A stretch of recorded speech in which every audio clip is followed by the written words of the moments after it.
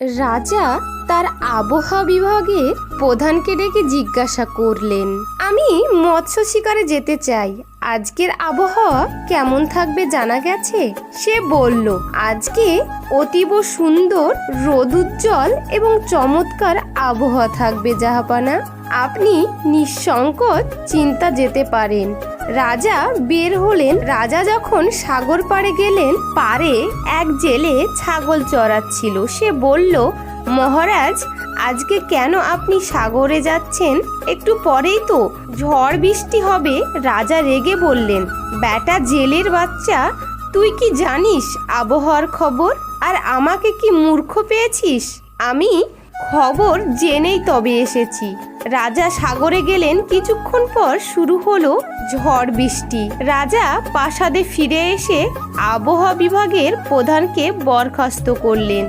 তারপর ওই জেলেকে ধরে এনে আবহাওয়া বিভাগের প্রধান বানিয়ে দিলেন। জেলে তো পড়ল মহাবিপদে, সে তো আবহাওয়ার কিছুই জানে না। রাজদরবারে গিয়ে জেলে কেঁদে বলল, মহারাজ, আমাকে যেতে দিন, আমি আসলে আবহাওয়ার কিছুই জানি না। রাজা বলল, তাহলে ওই দিন আমার আবহাওয়া বিভাগের চেয়েও সঠিক খবর তুই কি করে দিলি?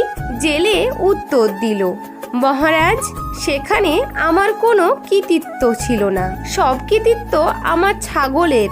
বৃষ্টি আধা ঘন্টা আগে থেকে ছাগলটা ঘন ঘন প্রস্রাব করে, এ থেকে আমি বুঝতে পারি একটু পর বৃষ্টি হবে। তারপর রাজা জেলেকে ছেড়ে দিয়ে তার ছাগলকে ধরে এনে আবহাওয়া বিভাগের প্রধান বানিয়ে দিলেন।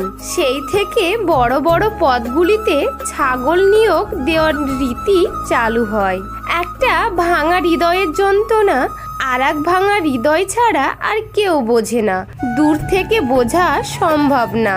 এই যন্ত্রণা নিজে না পেলে কেউ বুঝবে না। প্রত্যেকটা ছেলে যেমন চায় তার স্ত্রী ও মায়ের সম্পর্ক মধুর হোক, তেমনি প্রত্যেকটা মেয়েও চায় জামাই পেয়ে বাবা মা যেন ছেলের অভাব বোধ না করুক। নতুন বছরে অবশ্যই স্বার্থপর হয়ে চলুন। মানতে কঠিন হলেও এটাই সত্যি, কারণ বর্তমান যুগটা অতটা ভালো না। এখানে ভালো মানুষদের আগে আঘাত করা হয় আর স্বার্থপর ও বেঈমানদের ছেড়ে দেওয়া হয়। তবে হ্যাঁ, সব ক্ষেত্রে স্বার্থপর হবেন না। যারা আপনাকে ভালোবাসে, আপনার ভালো চায়, তাদের অবশ্যই নিঃস্বার্থভাবে ভালোবাসুন। কারো মুখে নিজের প্রশংসা শুনে সঙ্গে সঙ্গে নাচতে লাগবেন না। মনে রাখবেন, প্রশংসা নামক পুলের নিচে মতলব নামক নদী বয়ে গেছে। কাউকে কষ্ট দিয়ে ভেবো না তুমি পার পেয়ে গেছো। সময়ের ব্যবধানে তুমিও সব ফিরে পাবে, অন্য কোনো নামে, অন্য কোনো ধামে। আওয়াজ করে কান্নার চেয়ে আওয়াজ না করে কান্নাটা আরো বেশি ভয়ানক। কেউ খালি পেটে দেশের পতাকা বিক্রি করছে, আর কেউ ভরা পেটে দেশ বিক্রি করছে। কখনোই এমন কোনো শপথ করবেন না যা আপনি করতে পারবেন না। সমুদ্রের ঢেউ বারবার ফিরে আসে, কিন্তু যাকে একবার নিয়ে যায় তাকে আর ফিরিয়ে দেয় না কখনোই। তাই নিজেকে কখনো সমুদ্রের জলে ভাসিয়ে দিও না। জীবনের সব থেকে বড় ভুল সেটাই, যখন কোনো ভুল থেকে আমরা কোনো কিছুই শিখতে পারি না। জীবনে কিছু শেখো আর নাই শেখো, কেমন করে টাকা ইনকাম করতে হয় সেটা অবশ্যই শেখো। সম্পর্কের সেলাই যদি ভালোবাসা দিয়ে তৈরি হয় তবে তা ছেঁড়া মুশকিল, আর যদি স্বার্থ দিয়ে হয় তবে সেটা টেকা মুশকিল। কখনো কখনো বিনা মেকআপেও অনেক সুন্দরীকে অপরূপ সুন্দর লাগে, যেমন আমাদের সবার মা। পানি যেমন অনেক ঠান্ডা হতে হতে একসময় বরফ হয়ে যায়, ঠিক তেমনি একটা মন অনেক কষ্ট পেতে পেতে একসময় পাথর হয়ে যায়। পাশে বসে মন খুলে কথা বলার জন্য যদি মানুষটাকে সামনেই না পাওয়া যায়, তখন অভিযোগটাই বেড়ে যায়। যারা প্রথমে অবহেলা পায়, শেষে দেখবেন তারাই বেশি সফল হয়, কারণ মানুষের প্রত্যেকটা অবহেলা তাকে নতুন কিছু করার প্রেরণা যোগায়। নিজের সমস্যাগুলোর কথা মানুষকে নয়, উপরওয়ালার কাছে বলুন। তিনি গোপনে শুনে গোপনেই তা সমাধান করে দেবে। ভালো লাগা আর ভালোবাসা দুটো জিনিস কখনোই এক হতে পারে না। ভালো লাগা আর ভালোবাসা দুটোই আলাদা। যখন আমরা কারো প্রতি তীব্র আসক্ত হয়ে পড়ি তখন তাকে বলে ভালোবাসা, কিন্তু যখন আসক্তিটা অল্প মুহূর্তের হয় তাহলে সেটাকে বলা হয় ভালো লাগা। বড় মাছটা নিতে চাইলে বড় পাতিল জোগাড় করো, বড় পাখিটা পুষতে চাইলে বড় খাঁচা তৈরি করো। খাঁচা না তৈরি করলে পাখি আনলে সে পাখি উড়ে গেলে পাখির দোষ দিও না।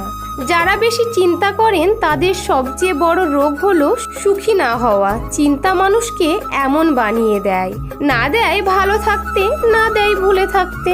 জীবনে ভালো থাকতে পিছুটান সব পিছনে ফেলে হাঁটা দিতে হয়। যত বেশি পিছুটান তত বেশি জীবন তিক্ত। একজন বিবাহিত নারীর জন্য সবচেয়ে নিরাপদ স্থান হচ্ছে তার স্বামীর বুক।